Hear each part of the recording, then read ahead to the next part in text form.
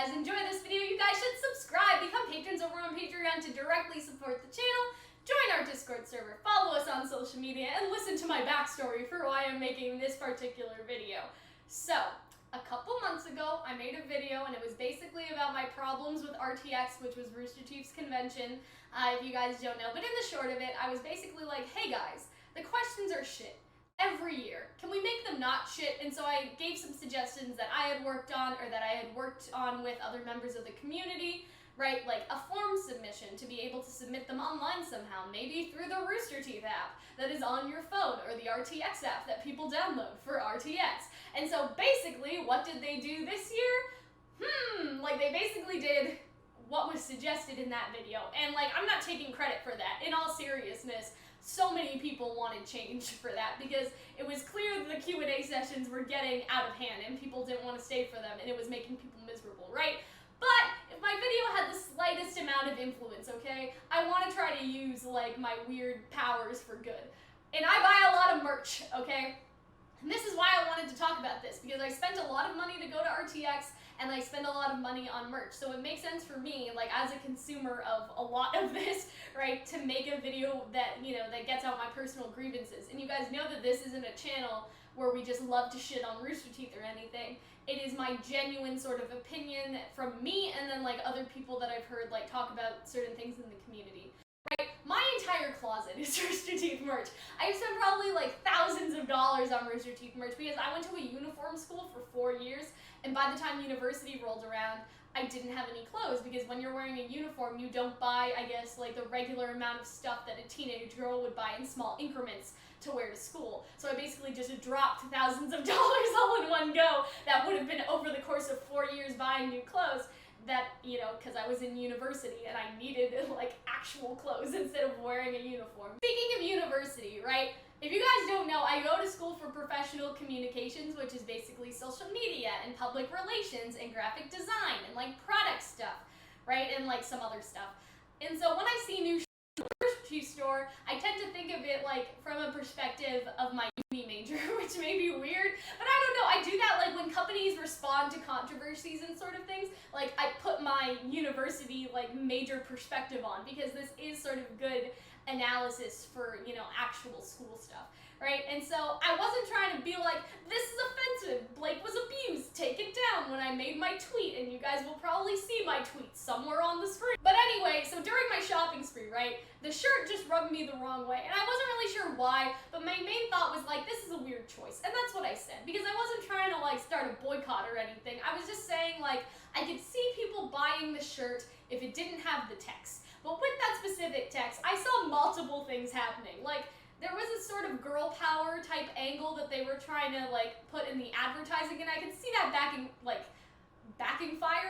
backfiring, I mean, on them. And so I poked some fun, right? And so something like Nevermore, or like, you know, From Shadow, like even something like that, like probably would have been more empowering for their girl power advertising, or the strength advertising route, or whatever they were trying to do. And so the message of the shirt was not only misspelled, as we later found out, but it wasn't strong enough or clear enough to get across what I think that they wanted. And so putting my tweet aside, like the tweets of the other, you know, Ruby YouTubers aside, the raw response that Rooster Teeth was getting from people, like under their own tweets, was not going very well. Like even Adam fans who want Adam merch were just like, honey, this ain't it. Basically, the reason I want to go over the stuff from yesterday is because I feel like it highlights the problem, which is that there's a disconnect. And I don't know exactly when it started or where it's coming from, but to me it seems like there's a disconnect between what the audience actually wants and would buy, and then the people that are making the merch. And I don't know like exactly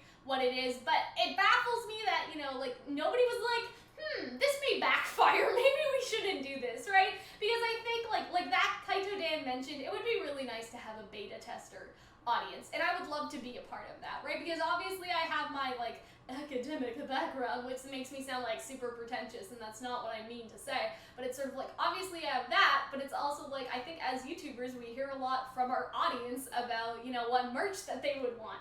Like, I've heard it, Dan's probably heard it, I'm sure Murder of Birds has heard it, right? Like, we all sort of hear about these things, and we'd probably be able to make suggestions, if not catch things ahead of time.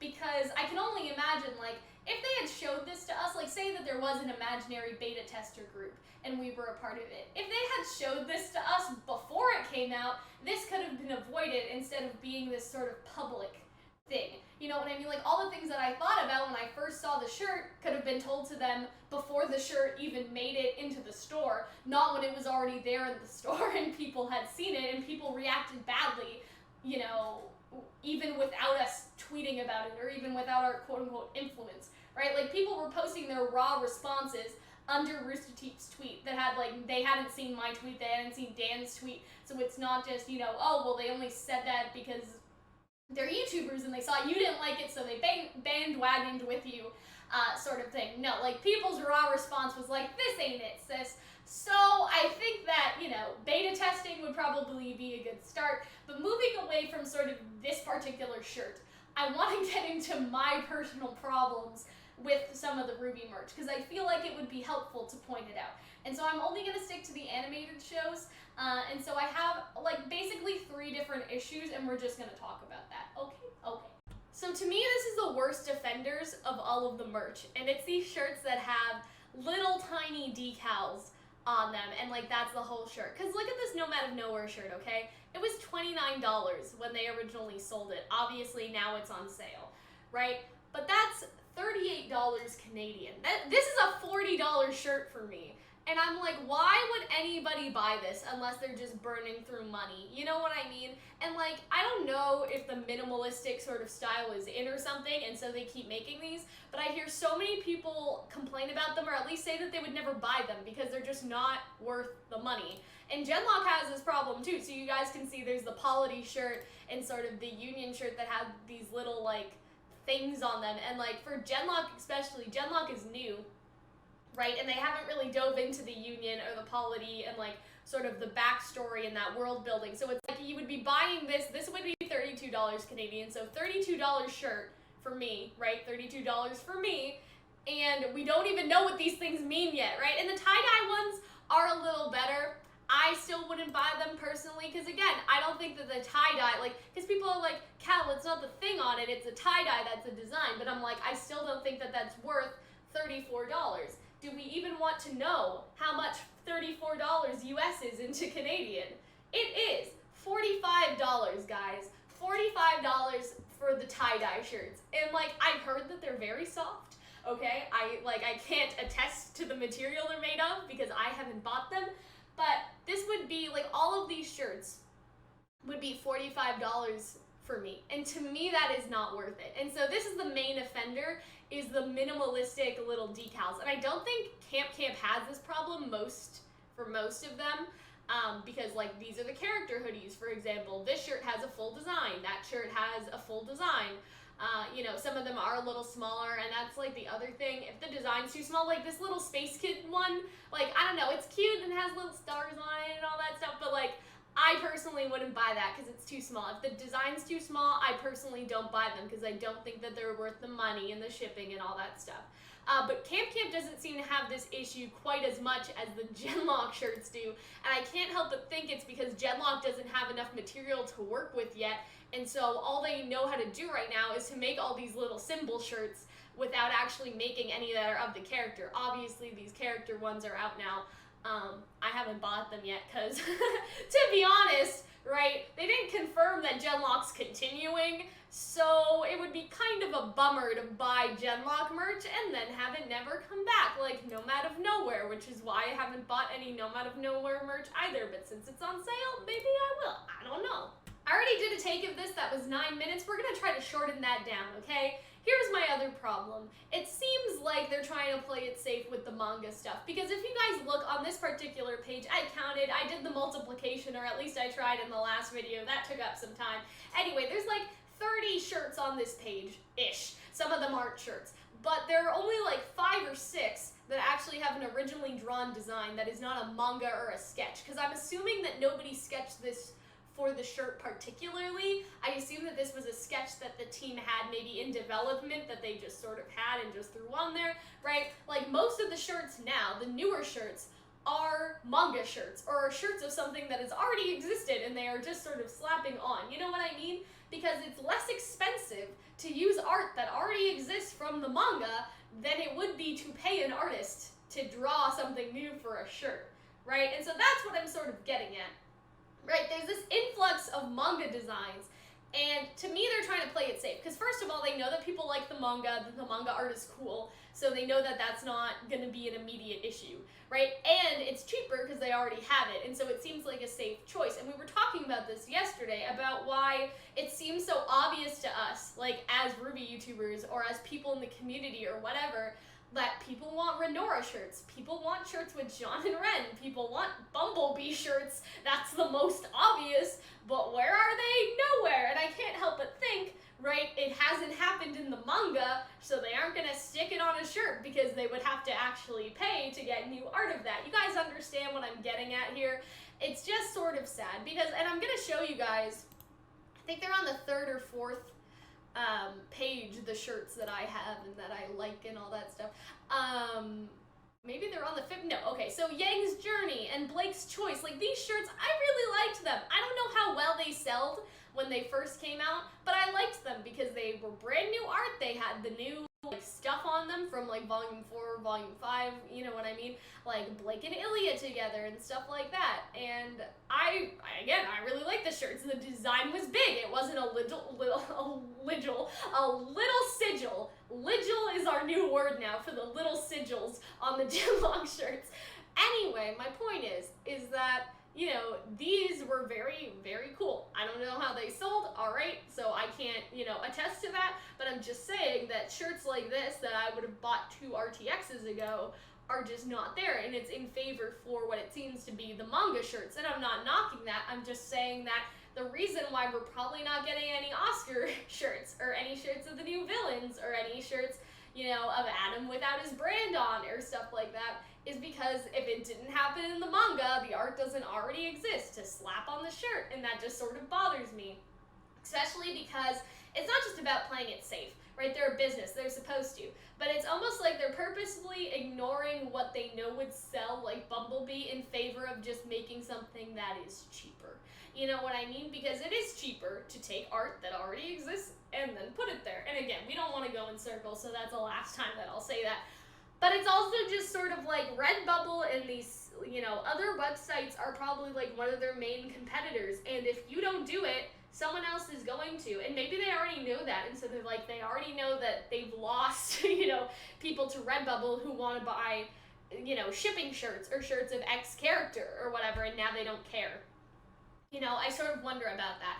Just because, like, Hunter bought a bunch of Neo shirts, like, from Redbubble because Rooster Teeth didn't have any, and so I wonder if they've just accepted that as a loss, or, like, the Bumblebee, you know, crowd that has already bought their shirts elsewhere as a loss.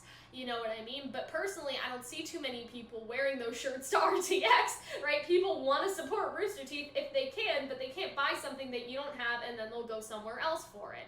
And this is my very last thing, okay? So we're gonna go in the search bar, we're gonna search for tank tops, okay? Tank tops doesn't bring up anything, which is sort of weird. I don't know how else to put it in. I guess tank tops is 2 words, right? So this is the 6 results for tank tops. Alright, and I know they're not all called tank tops for some reason, but let's just, for the sake of it, there are 6 tank tops here on this page, alright? Like tank tops that the site recognizes as tank tops, right? And the company is based in Austin, Texas, where it is fucking hot, because I was there, and I know how hot it is, right? And so it's just sort of baffling that they only have, and some of these aren't even Ruby, right? Like there's 1, 2, 3, even though this one's retired, there is 3 Ruby tank tops on this page, and 2 of them just released. And like, you guys may be like, really, Cal? This is the crusade you're fighting for? No, that's not what I'm trying to get at. I think it would be nice, again, like other sites like Redbubble, for people to be able to pick the style that they want the shirt and the design to be in, right? Because, you know, I feel like some people would probably buy the shirts if they come in, say, long sleeve versus a tank top, right? Or, you know, a t-shirt versus a long sleeve and all of this sort of stuff, because some people just are not comfortable, you know, in a tank top, so they'd rather have it in another design. Some people aren't comfortable wearing long sleeves. I hate long sleeves. I hate t-shirt sleeves, guys. I have cut the sleeves off some of my Ruby t-shirts because that's how much I did not want to wear the sleeves. And that's obviously a me thing. Like, with the newer shirts, I've sort of gotten over it. I haven't cut any of them yet, but sort of one of those things where I don't see how that would be too difficult to accomplish, at least for the ones that are going to be popular, right? Like, I understand not doing it for the Nomad of Nowhere stuff, but at least for Ruby, doesn't it make sense for them to give at least two different options? Get it in a t-shirt or get it in a tank top, right? Get it in a long sleeve or get it in a t-shirt. Like, that to me just kind of makes sense, right? And again, I know that would be more work, but there are personally shirts where like this one, the Ruby one, even though I love the design, I would not buy this because I hate sleeves, right? And I'm sure there are some other people that, you know, feel at least a little similarly. I don't know how many people feel super like that and, like, you know, feel my sleeve crusade. But on the other side, there are people that only feel comfortable in long sleeves, and so they won't buy any of these. And so I think that the option at least would be nice because, again, sort of losing money to people like Redbubble who give you the option for different type of shirts, you know, when you're checking out. At least if the person on the other end has selected those options for their shirt to be put on that, or even like, you know, Teespring and stuff like that, I think they do that too. Where as long as you've enabled it to go on a long sleeve shirt, people can buy it on a long sleeve shirt. Right, and again, I get it, not for Nomad of Nowhere or Camp Camp, but for the most popular show that you have, other than Red versus Blue, I think that it would make a lot of sense.